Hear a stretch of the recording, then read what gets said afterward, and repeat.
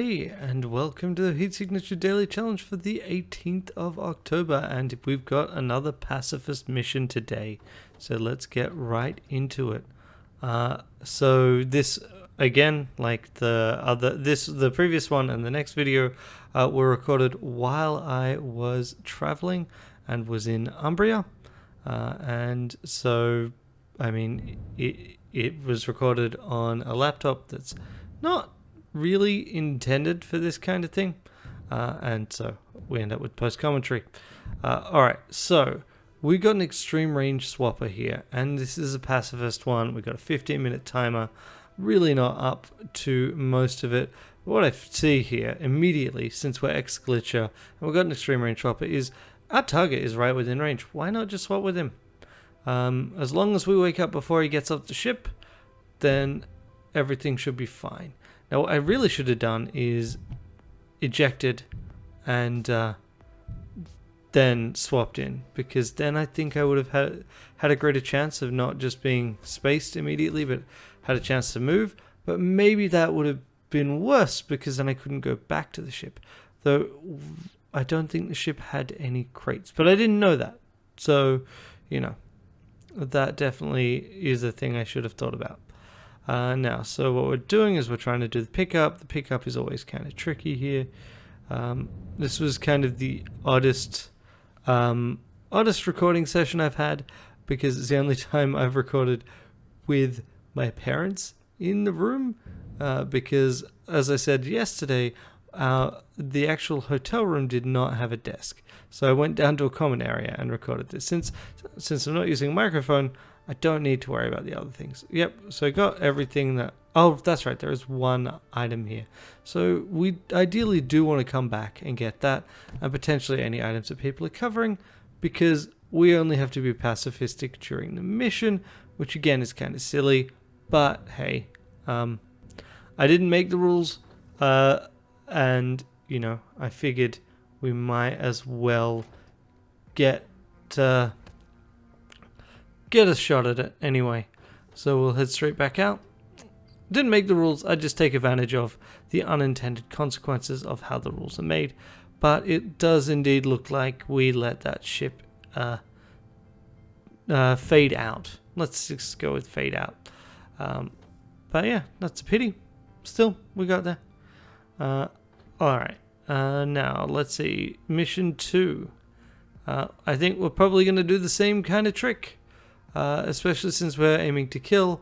If we can arrange it such that we capture rather than kill, that would be best. But we will do what we can where we can. And yeah, see how we go. Let's see, maybe... No. We are looking around.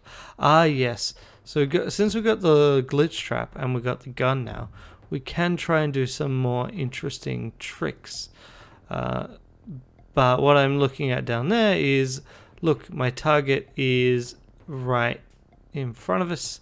If I can just have my target not see me immediately, that'd be great. I just need to move him. And I did then, in a little bit, figure out what I could do for this. So I can throw things, and so currently I'm doing kind of the more normal ways that I would normally get out of this situation.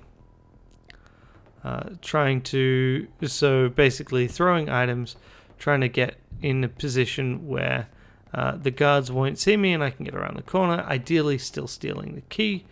So this is a matter of just using throwing, and unfortunately it doesn't quite go far enough. I'm like, maybe I can, however, do this, and then we need to make sure we're setting waypoint up, so that when time unpauses, there we go. Okay, so yep, off we go. Yep, that is pretty much perfect for my purposes. Next step would be to throw something else that will further move the guard's line of sight if necessary. But first I need to move here, and it absolutely cannot be the swapper, hence we throw the glitch trap. Okay, so throwing that, yeah, there looks good. So we want them to both be looking up. And I don't, yeah. They do turn to look at it as it enters the field of view. There we go. That is basically perfect. He's not quite, like, the guard's attention trails the object slightly, but that's fine. And yeah, there we go. None the wiser. Now it looks like our target's friend, is moving to a different location. Now I can't swap with that target's friend because they don't have the key, and I'd just be stuck there. And that sounds like a dumb way to spend my day. But what I can do is throw a sword into a wall and swap with my target. And that way, he catches a sword to the gut. And yes, I get a slight injury, but that's fine. And I've got a concussive gun, so I can go down.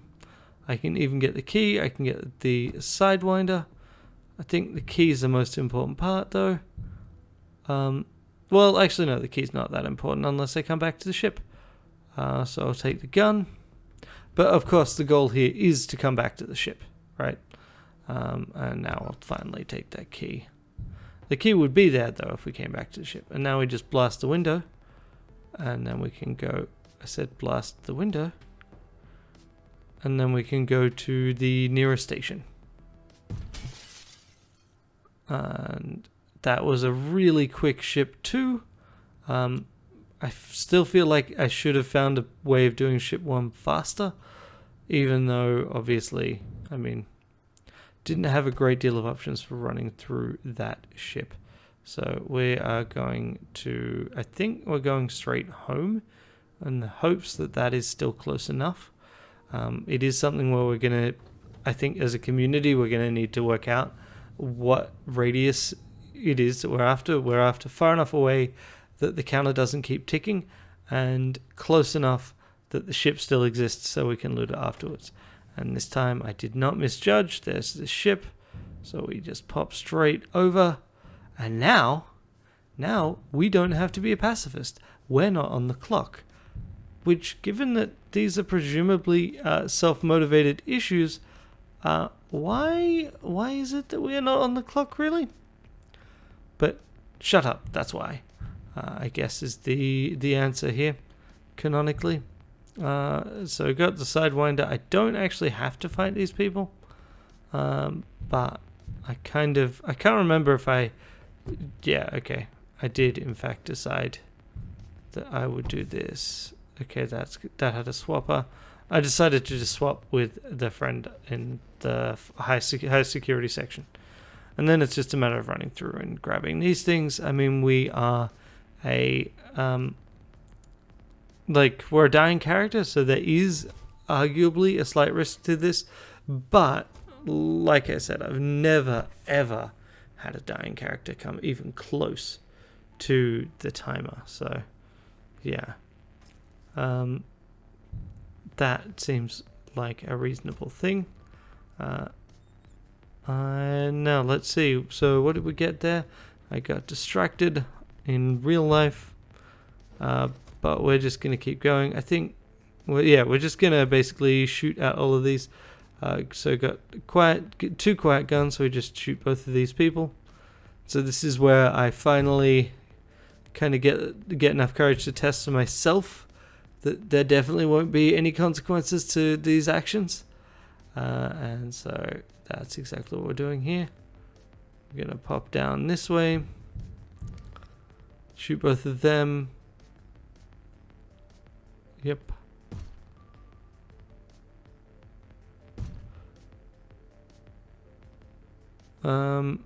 Yeah. Oh, the self-charging subverter, that's what we got. Yeah, no, that is potentially quite useful on ship 3. So, and now we're swapping with the captain just in case that causes us problems, but it's really unlikely to. And worst case scenario is we subvert him because, we got a unlimited charge subverter. A silenced concussive gun. Now that is actually convenient for us right now, less so in the next ship, because obviously we don't actually want to harm anyone until our mission is done. And yeah, for some reason I got the occasional visual artifact when I was playing the game on this laptop. So that was a thing. So we just pop you one and rush up to the top. Okay, yeah, so I'm just currently trying to work out if I sidewind here, is that going to be a problem? Are they going to see me? Yes, they are. They're going to come get me? Yes, they are. But that's okay. And that actually does align with what King Redbeard had found on the glitch, on glitch stick, or rather on the way that guards are assigned bodies to collect. And that's what the weirdness with glitch stick is about. It's about the way the game assigns guards to tasks. Alright, so now you're dead. All good. And I can swap with someone to get back. Or sidewind. Or slipstream out a window.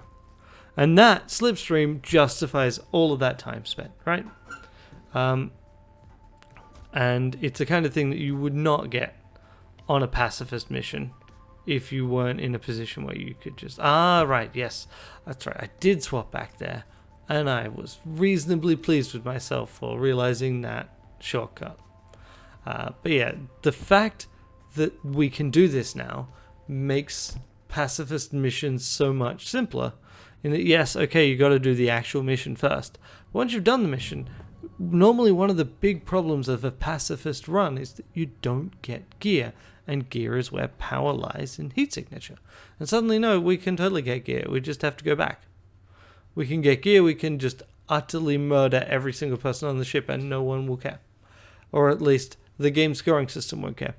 And when it comes down to it, that is the arbiter of what we give a crap about. If the scoring system doesn't count it, it doesn't count. And that is what happens when you set metrics for people, right? Everything in this game, everything in the daily challenge for this game is based around what generates score. If we can increase the score by any means that is not, getting an external program to modify the game for us, then as far as I'm concerned, that's kind of fair game. But if we're doing things that are not fun, then they probably should be removed. Okay, so that was, a little embarrassing. Pop in, immediately fire my gun.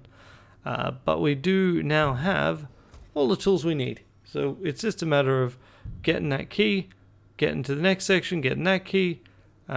Everyone's shielded, so we are fine. Our biggest threat is a tracker, which I think there is one, because a tracker can inadvertently harm themselves. Second biggest threat is someone using the window. Okay, yeah, so that was a little embarrassing. I failed to actually, unlock the door, which is what I came down there for, which is awkward. But I did kind of want the target to start fleeing, because that way, obviously, I don't have to go as far. I messed up there and inadvertently lost my speed, but that's okay, because I've got 3 charges. So I pop up here, steal your key. Now what I could do... Oh yeah, that's all I need to do here, because this is kill, right? So we just subvert this, and then I decide to run out the window, which is a slight risk if there were any glitch dash guards. But the reason why I run out the window is because then pickup is more predictable. And I'm gambling that pickup will therefore take less time than an arbitrary point picked roughly 1 ship length away from the ship. And now it's just a matter of waiting for our target to enter space, and then we'll see how we did compared to everyone else. And there we go, 14 seconds. And I was pretty happy with that run. I think we did a pretty good job getting through everything, and the slipstream was pretty key to everything. I don't know what we could have done to speed things up beyond ship 1, finding a better solution for that. And let's look at the scoreboard, 596. We are 2 seconds behind Dariquel. So I don't know if he got better docks or if he had a better solution to one of the earlier ships. Alright, good day. See you tomorrow.